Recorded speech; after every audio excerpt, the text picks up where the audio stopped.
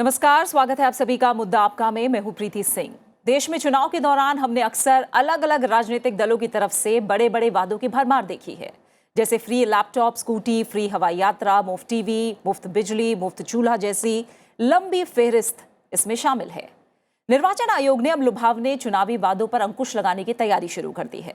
चुनावी वादों को लेकर चुनाव आयोग ने सभी राजनीतिक दलों को चिट्ठी लिखी है और पूछा है कि पार्टी की तरफ से चुनाव के दौरान किए जाने वाले वादों के फंड यानी वित्तीय व्यवहारिकता की जानकारी भी वोटरों को दी जानी चाहिए।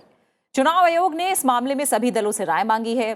चुनाव आयोग ने सभी दलों को पत्र लिखकर कहा है कि दल वोटरों को अपने वादों की सटीक जानकारी दें और बताएं कि उसके लिए वित्तीय संसाधन है या नहीं, या कैसे जुटाए जाएंगे।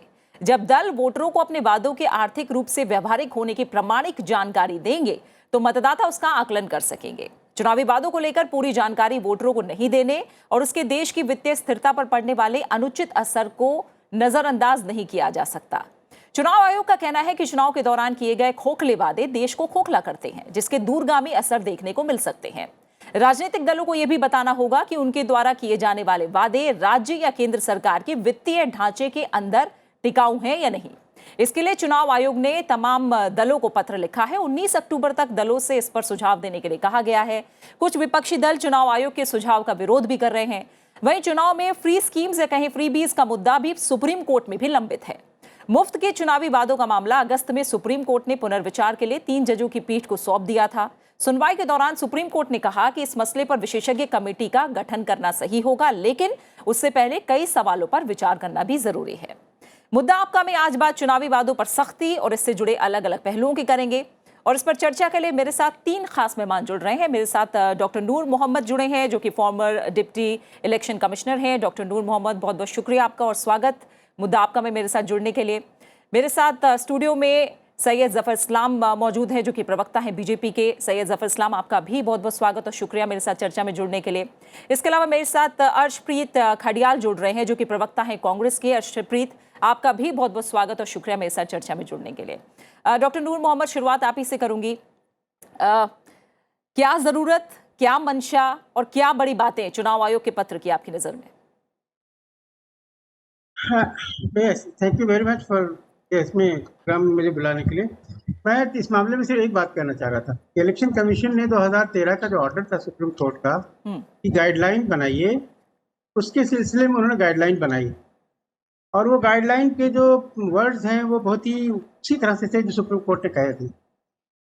अब ये महसूस हो रहा है कि उस गाइडलाइन का कोई ज़्यादा असर नहीं पड़ रहा है और इसलिए इलेक्शन कमीशन ने कुछ प्रोफार्मा प्रेस्क्राइब किया है कि उस प्रोफार्मा पे लोग इंफॉर्मेशन देंगे अपने, जिससे कि लोगों को पब्लिक को बताएंगे कि पब्लिक को लगे कि ये स्कीम वायबल होगी कि नहीं, इससे स्टेट के फाइनेंसेस पे क्या असर पड़ेगा, टैक्सेस बढ़ेंगे कि नहीं बढ़ेंगे। पहले जो 2013 में भी सुप्रीम कोर्ट ने कहा था कि इलेक्शन कमीशन पॉलिटिकल पार्टी से कंसल्ट करें और कंसल्ट करने के बाद कोई गाइडलाइन बनेगी। तो कंसल्टेशन के बाद जो गाइडलाइन थी वो आपके सामने थी। अब ये महसूस हो रहा है कि कुछ स्टेट्स ऐसे वादे कर रही हैं जो बाद में हो सकता है उनके लिए बहुत ही मुश्किल हो, और इस वजह से ये कहा जा रहा है कि थोड़ा सा और कमिटमेंट करें जो पॉलिटिकल पार्टीज जो अनाउंस करते हैं इस तरह के कंसेशंस, वो और स्पष्ट करें, डिटेल में बताएं कैसे वो मीट करेंगे। अब बात इस बात की है, जो पिछली मीटिंग में बात हुई थी, पॉलिटिकल पार्टीज ने यही कहा था और इलेक्शन कमीशन ने एग्री किया था कि इस मामले में इलेक्शन कमीशन को नहीं बोलना चाहिए, क्योंकि पॉलिटिकल पार्टीज की कोई प्रिविलेजेस हैं और वो पॉलिटिकल पब्लिक के पास जाते हैं तो पब्लिक के प्रोग्राम्स, उसके लिए प्रोग्राम लेके जाएंगे कि हम ये आपके लिए करेंगे, तो उससे लोग वोटर्स इन्फ्लुएंस हों। ये इसको मतलब उससे वापस नहीं लिया जा सकता। ये तो हक है पॉलिटिकल पार्टीज का, क्योंकि कुछ वादों पे या कुछ प्रोग्राम पे ही वो इलेक्शन लड़ पाएंगे, जो अपना प्रोग्राम लेके पब्लिक के पास जाएंगे। तो इस वजह से उसमें ज़्यादा इंटरफेरेंस नहीं कहा गया था, उनके ऊपर छोड़ दिया गया था पॉलिटिकल पार्टीज। अब प्रोफार्मा बना के इन्होंने उसको और डिटेल करने की कोशिश की। अब प्रोफार्मा, तो इसलिए जो प्रोसेस है वो पुराने प्रोसेस का थोड़ा सा एक्सटेंशन है, उसी को थोड़ा सा और एक्सपेंड करना चाह रहे हैं। तो जो प्रॉब्लम उस टाइम पे थी या उसके बाद महसूस पॉलिटिकल पार्टीज ने की, वही शायद इस बार भी वो थोड़ी सी ज़्यादा डिटेल उनको देनी पड़ेगी, उससे ज़्यादा कोई फर्क नहीं पड़ेगा। ठीक है। और वैसे भी ज़्यादातर जो प्रोफार्मा नंबर 2 दिया गया है, उसमें आपने देखा होगा कि पहला कॉलम है, उसमें स्टेट्स या सेंटर डिटेल देंगे क्या क्या स्थिति है स्टेट की या सेंटर की, जी और दूसरे कॉलम में वो देगा, वो पॉलिटिकल पार्टी देगी कि वो क्या करना चाहते हैं, वो क्या क्या स्कीमें लाना चाहते हैं। अब उसमें आपने देखा होगा कि एक स्टेट में फ्री बिजली दी गई और उन्होंने कह दिया कि नहीं हम तो बचत से इसको फाइनेंस करेंगे। अब आपका सब डेटा जो आपने लिया पहले कॉलम में वो सब मीनिंगलेस हो गया इसमें, क्योंकि वो कहेंगे एकदम तो लेने ही नहीं हमको, तो कुछ खर्चे नहीं करना है, ये तो एकदम बगैर पैसे के लग जाएगी। जी पहले पहले कुछ होता था, जैसे आपने देखा होगा 2G में, जी 2G में रेट उन्होंने ऑक्शन नहीं किया क्योंकि वो चाहते थे कि अगर ऑक्शन करेंगे तो रेट बढ़ जाएंगे जी जी उसके मोबाइल फोन के, टेलीफोन के। तो उन्होंने ऑक्शन नहीं किया, अलॉट कर दिया और TRI से कहा कि इस पर कम रेट लगाओ। तो TRI ने बहुत रेट लगाया, इसका नतीजा ये हो कि बहुत सारे लोगों ने टेलीफोन इस्तेमाल करना शुरू कर दिया। तो कहने का मतलब ये कभी कभी पॉलिसीज ऐसी होती हैं जो दिखाई नहीं देती हैं लेकिन पब्लिक को पहुंच सकती है, लेकिन ये डायरेक्ट फ्री भी होने लगी है। ठीक है उससे ये हो रहा है कि एकदम एग्जैक्टली लोगों को महसूस होने लगा, कम से कम टैक्स पेयर्स को महसूस होने लगा है कि हमारा पैसा है और इस तरह से मिसयूज किया जा रहा है ठीक लोगों है को लुभाने के लिए, और एक इस तरह का ब्राइब भी है। बिल्कुल जफर इस्लाम जबकि साहब आपने जी देखा जी होगा मैं सुप्रीम आऊंगी कोर्ट ने भी आऊंगी कहा था डॉक्टर कि सेक्शन मोहम्मद 120। डॉक्टर मोहम्मद एक एक कमेंट में पहले जफर इस्लाम जी और अर्शप्रीत जी से ले लूं, फिर मैं आपके पास आऊंगी और डिटेल्स के लिए। जफर इस्लाम जी, आपकी नज़र में ये जो मसला है आज कितना गंभीर या कहूँ कितना बड़ा है, और अब जिस परफॉर्मा की बात और आयोग की तरफ से जो पत्र लिखा गया है उसके जरिए आपको लग रहा है कितनी लगाम लग पाएगी इस पर? देखिए, ये बहुत ही महत्वपूर्ण मसला है और इसका समाधान निकलना चाहिए, इसलिए कि पॉलिटिकल पार्टी की भी अकाउंटेबिलिटी होनी चाहिए। कई पॉलिटिकल पार्टीज ऐसी हैं जो कि कुछ भी वायदे कर देती हैं जिसकी ना तो उनको भरपाई करनी पड़ती है और ना उनकी चिंता होती है कि उसको जो कमिटमेंट किया है, जो वायदे किए हैं उसको पूरा करना है। लेकिन वोटर्स को लुभाने के लिए वो हर ऐसी बात करते हैं जो वोटर्स को अच्छी लगे इलेक्शन के समय, बाद में उसकी कौन अकाउंटेबिलिटी करता है?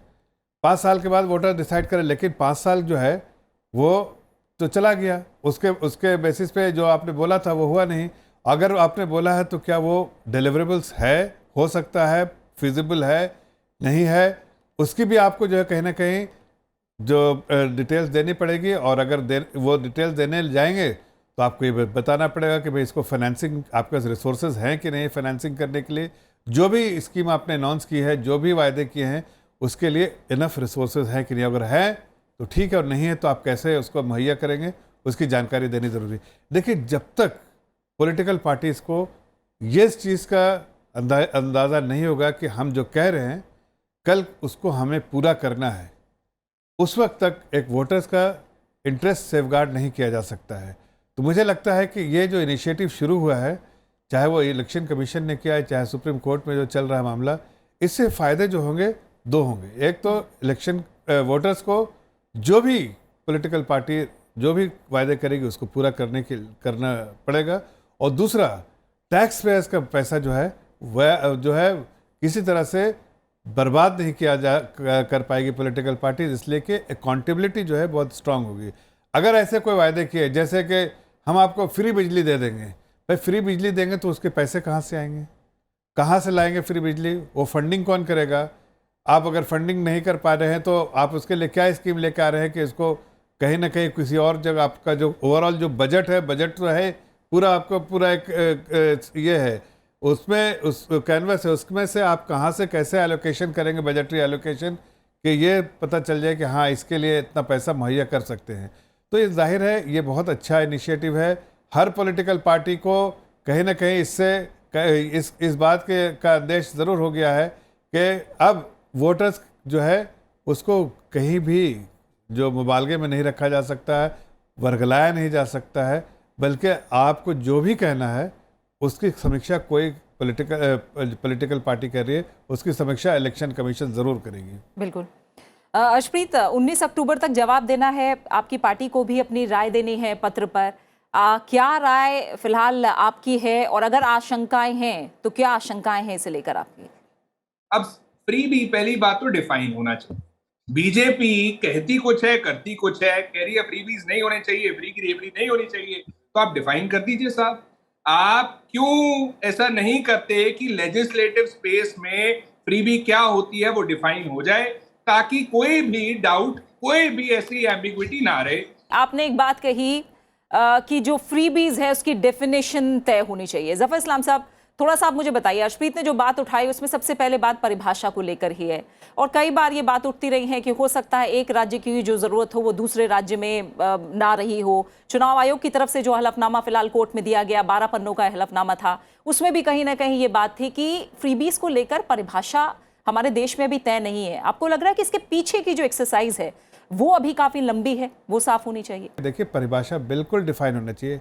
आदरणीय प्रधानमंत्री जी ने कहा अपने स्पीच में, फ्रीबीज के बारे में जिक्र किया है। भाई, देश आगे बढ़ रहा है और लोगों को आप जो है कैप्टिव नहीं रख सकते अपने गलत वायदों के हिसाब से। आपने जो भी वायदे किए हैं उसकी समीक्षा कोई करना चाहिए, और उसकी परिभाषा भी होनी चाहिए कि क्या फ्रीबी है क्या नहीं है। वोट पॉलिटिकल पार्टीज को वायदे करने का पूरा अधिकार है, लेकिन वायदे उसी जो है फ्रेमवर्क में करना चाहिए जो फ्रेमवर्क अवेलेबल है आज के दिन में, ना कि उससे निकल के आप लोगों को बड़े बड़े वायदे कर दिए। अब देखिए, दिल्ली सरकार ने जो किए हैं वायदे 2013 में, आज अगर देखिए तो अब उससे भटक गए हैं, वो खुद भटक गए। तो इसलिए इसका डिफाइन करना जरूरी है। हर पॉलिटिकल पार्टी से हट के कहना चाहता हूं कि उससे ऊपर उठ के कि पॉलिटिकल मसला नहीं है, ये मसला है आम नागरिक का, आम नागरिक के इंटरेस्ट को सेफगार्ड करने का। इससे ये अपनी डिफरेंसेस बिटवीन पॉलिटिकल पार्टीज उनको अब अभी साइड में रखिए। ये टैक्स पेयर्स के पैसे का, जो नूर साहब ने बहुत अच्छी बात कही थी, और दूसरी बात कि वोटर्स के इंटरेस्ट को सेफगार्ड करने की बात है। बिल्कुल ठीक है। मैं आऊंगी अर्शप्रीत आपके पास, जो भी पॉइंट आप उठाना चाहते हैं। डॉक्टर मोहम्मद, आपने बोला कि 2013 के बाद गाइडलाइंस जो थी वो चुनाव आयोग की तरफ से दी गई, लेकिन उन गाइडलाइंस का पालन होता उस तरह से नहीं दिखा, यानी जो मंशा थी वो पूरी होती नहीं दिखी। अब मैं थोड़ा सा समझना चाहूंगी, एक तरफ तो कोर्ट में मामला है, दूसरी तरफ इस परफॉर्मा की बात कही गई है, इस पर राय दलों की तरफ से आएगी। हो सकता है एक राय हो सकता है दलों की अलग अलग राय हो इसे लेकर। ऐसे में क्या अधिकार चुनाव आयोग के पास हैं, किस तरह से उन अधिकारों का इस्तेमाल होगा, कैसे, सबसे बड़ी बात है कि फ्रीबीज को लेकर, या मैं कहूँ इसे लेकर परिभाषा तय होगी, कैसे जो रेस्ट्रिक्शंस होंगे वो तय होंगे, क्या ये सब चीजें साफ हैं अभी हमारे सामने? देखिए, जहाँ तक इसका सवाल है कि इसका असर क्या होगा, इलेक्शन कमीशन के पास कितने अधिकार हैं, ये बहुत ही विचारणीय विषय है।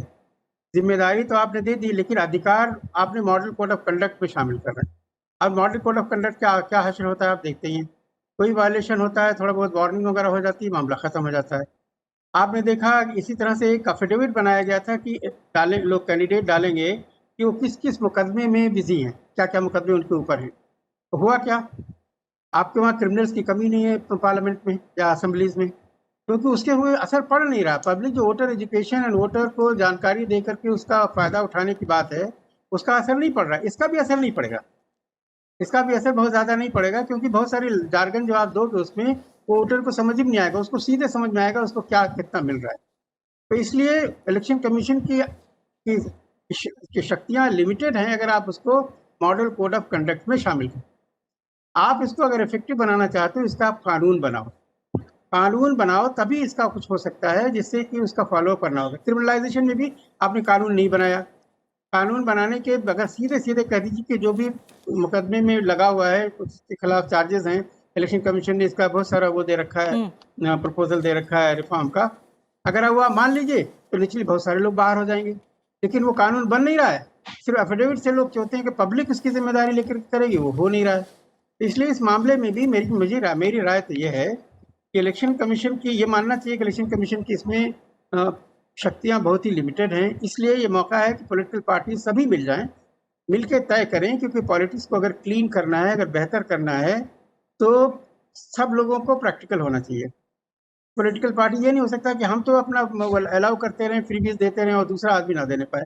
इन लोगों को चाहिए कि अच्छा प्रपोजल बनाएं, आपस में बैठ के एक तरीका तय करें जो पॉलिटिकल पार्टीज को एक्सेप्टेबल हो। इसको पार्टी पॉलिटिक्स का हिस्सा ना बनाए, क्योंकि ये बहुत ही सीरियस इशू है। बिल्कुल, कि वोट लेने के लिए आदमी कुछ भी प्रॉमिस करता है कि हम चार्ज लेके आएंगे, और अल्टीमेटली रिसोर्सेज होते नहीं है, फेल होते हैं, और बाद में फिर वो हारते हैं इलेक्शन, फिर दूसरी बार फिर कोई दूसरा शोषा लेके आते हैं। ठीक है, तो ये है शक्तियां इलेक्शन कमीशन की इसमें लिमिटेड हैं मेरी नजर में। जी ठीक है अर्शप्रीत, आप क्या कहना चाह रहे थे? और फिलहाल जैसा डॉक्टर मोहम्मद ने भी कहा है कि पॉलिटिकल पार्टीज जो हैं इसको पॉलिटिकल एजेंडा और पॉलिटिकल इश्यू ना बनाकर इसकी गहराई को समझें और आम जनता के लिए क्या होना चाहिए, कितनी ट्रांसपेरेंसी। समय के साथ हमने देखा बैलेट पेपर से आज हम वोटिंग मशीन की तरफ आ गए हैं, तो ट्रांसपेरेंसी को लेकर भी धीरे धीरे चुनाव में जो सुधार है उनकी तरफ सभी दलों को कदम बढ़ाना होगा आगे। तो हम माने कि अच्छी चर्चा, क्या हम इसे लेकर संसद के अंदर भी कहीं ना कहीं देखेंगे, कोर्ट में जो जवाब जाएगा तमाम दलों की तरफ से और सरकारों की तरफ से,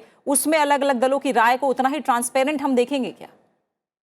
जी जरूर। देखिए, पहली बात तो ये है क्यों ऐसा करना पड़ रहा है, इसकी जरूरत क्या है। सबसे पहले तो ये है कि एक लेवल प्लेइंग फील्ड, अगर एक पार्टी फ्री की रेवड़ी बांटने की बात करती है और जिसको पता है कि ये पॉसिबल नहीं हो पाएगा, अगर स्टेट की आमदन 10 पैसे है, आप वादा कर रहे हैं जिसपे 1 रुपया लगेगा, तो वो कैसे हो पाएगा। उसके बावजूद जब वो वादा कर देते हैं, कुछ लोग उसका विश्वास कर लेते हैं, तो क्या होता है, दूसरी parties they are put to a disadvantage. वो पार्टीज क्योंकि वो झूठ बोलना नहीं चाहती, वो फ्री की रेवड़ी बांटना नहीं चाहती क्योंकि पॉसिबल ही नहीं है, इसकी वजह से उनको डिसएडवांटेज पे रखा जाता है। तो इसकी वजह से मुझे लगता है इलेक्शन कमीशन ने भी इसकी कॉग्निजेंस ली है, इसको देखा है, कंसिडर किया है।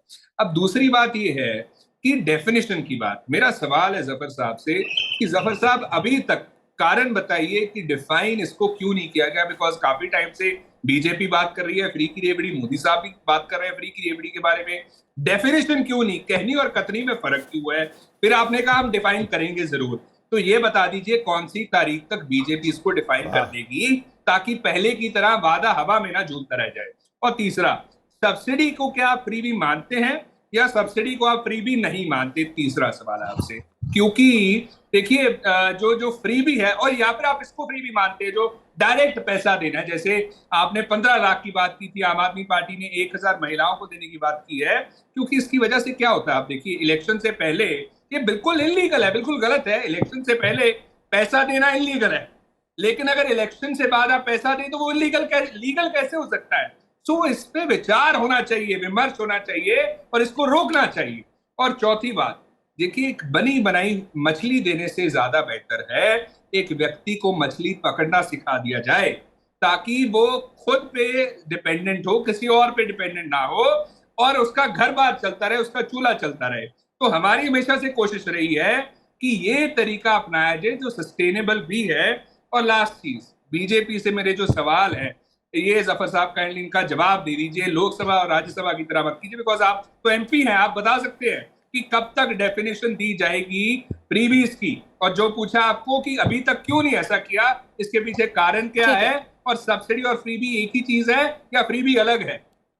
ठीक है जफर साहब, यही बात मैंने कही थी कि पीछे का जो होमवर्क है, या मैं कहूँ पीछे की जो तैयारी है, वो काफ़ी होनी है। और एक अच्छी बात, एक अच्छा संकेत ये है कि इस मसले के जरिए जो देश में चर्चा शुरू हुई है, ये भारत के लोकतंत्र के लिहाज से काफ़ी अच्छा है। तो अर्शदीप के जो सवाल है उनका जवाब आप क्या देंगे, क्या क्या तैयारी चल रही है इसे लेकर? ये रिफॉर्म्स का काम जो है हमारी पार्टी कर रही है, और अगर हर सारे रिफॉर्म्स के पीछे हम खड़े हैं, हम देश को मजबूत बनाना चाहते हैं, देशवासियों को स्ट्रांग बनाना चाहते हैं, उनके दामन को थाम के हम हर तरह से मजबूत बनाना चाहते हैं, उनके हुकूक जो है, जो हक है, उनको दिलाना चाहते हैं। और इसीलिए हमने ये बेड़ा उठाया है कि ऐसी, इसका सिर्फ डेफिनेशन नहीं, इसको हर तरह से इम्प्लीमेंटेशन भी होना चाहिए, अकाउंटेबिलिटी भी होनी चाहिए, ट्रांसपेरेंसी भी होनी चाहिए, और लोगों को गुमराह करके वोट लिया जाए, ये नहीं होना चाहिए। ये सारी चीज़ें जो है भी अब सुप्रीम कोर्ट में है, आने वाले दिनों में सब कुछ आपके सामने वाजे हो जाएंगी। लेकिन मैं इतना ज़रूर कहना चाहता हूँ कि कांग्रेस की मंशा कभी नहीं ऐसी रही है, कभी भी नहीं, कि देश के लोगों को के साथ न्याय किया जाए। अन्याय करते आए हैं, आज भी उनकी देखिए परिभाषा क्या है, उन्होंने कुछ अच्छा सीखा नहीं। वो कह रहे हैं, वो उन्होंने डेफिनेशन को लेकर और इस कदम का कहीं ना कहीं यहाँ तो स्वागत ही किया है। अब पत्र में क्या कहा जाएगा वो देखना होगा कि क्या राय जाहिर की जाती है, जो पत्र का जवाब देना है वो क्या दिया जाता है। डॉक्टर मोहम्मद, बहुत संक्षेप में आपका कमेंट में जानना चाहूंगी। जाहिर तौर पर जब इस तरह के इलेक्शन रिफॉर्म की हम बात कर रहे हैं, वो तमाम राजनीतिक दलों के सहयोग के, मैं कहूँ, आगे नहीं बढ़ सकते। अभी आपने जवाब भी 2 बड़े जो दल हैं देश के, उनकी तरफ से सुना है। आपको लग रहा है इस दिशा में हम बहुत जल्दी आगे बढ़ते दिखाई दे रहे हैं क्या? बहुत छोटा सा कमेंट। मुझे लगता है कि अभी जो हालात लग रहे हैं उससे नहीं लगता है कि हम आगे बढ़ रहे हैं। 2013 में जजमेंट आया था, उसके बाद भी हम ये ऑर्डर कर सकते थे, ये पूरा प्रिस्क्राइब कर सकते थे। उसको पॉलिटिकल पार्टीज का हेजिटेशन देख के इलेक्शन कमीशन ने बहुत ही उन्हीं के ऊपर छोड़ दिया कि आप इसको कंप्लाई करें, वो उन्होंने किया नहीं। अभी भी बात हो रही है, हर पार्टी कहती है बहुत अच्छा करने वाले हैं, पब्लिक का भला करते हैं, लेकिन एक्चुअली अगर आप इलेक्टोरल एंगल से देखेंगे, इलेक्शन के एंगल से देखेंगे, तो हर पार्टी का ओपिनियन डिफरेंट हो जाता है। इसलिए मुझे अभी बहुत ज़्यादा उम्मीद नहीं है। मैं सिर्फ इतनी आग्रह चाहूँगा करना कि जो इसमें स्टेक होल्डर हैं, जो जिनको ओपिनियन देना चाहिए, खुले मन से इस पे विचार करें, क्योंकि देश का सवाल है, देश की डेमोक्रेसी का सवाल। अगर डेमोक्रेसी ठीक नहीं होगी तो हम बहुत सारा लूज करते जा रहे हैं, ऑलरेडी लूज करना शुरू कर दिया। तो इसलिए ज़रूरत इस बात की है, मुझे बहुत ज़्यादा अभी उम्मीद नहीं है, लेकिन मैं डेफिनेटली होपफुल हूँ इस बात पे कि अगर सब पॉलिटिकल पार्टीज, इलेक्शन कमीशन मिलके कोई हल निकालेंगे तो इसका हल निकल सकता है। लेकिन अगर सबसे बढ़िया हल निकालना है तो कानूनी तौर पे आप निकालिए, जिससे इम्प्लीमेंटेशन उसका आसान हो जाए। ठीक है, ठीक है। बहुत बहुत शुक्रिया, क्योंकि समय ये पूरा हो गया है। डॉक्टर नूर मोहम्मद आपका, अर्शप्रीत खदियाल आपका और सैयद जफर इस्लाम साहब, आप तीनों मेहमानों का बहुत बहुत शुक्रिया मेरे साथ इस चर्चा में, मुद्दा आपका में जुड़ने के लिए। जाहिर है किसी भी देश का भविष्य उसकी अर्थनीतियां ही तय करती हैं। चुनाव के दौरान अच्छा घोषणा पत्र बने, लेकिन उस पर अमल भी हो, इसके लिए रोड मैप क्लियर भी हो, ताकि जिस आम आदमी के लिए जो वादा किया गया है उसका फायदा भी उस आम आदमी को मिले। लेकिन ऐसा ना हो कि उस वादों को पूरा करने के लिए राज्य का, देश का खजाना ही खाली हो जाए और ले देकर इसका खामियाजा फिर से आम आदमी को ही ज्यादा भुगतना पड़े।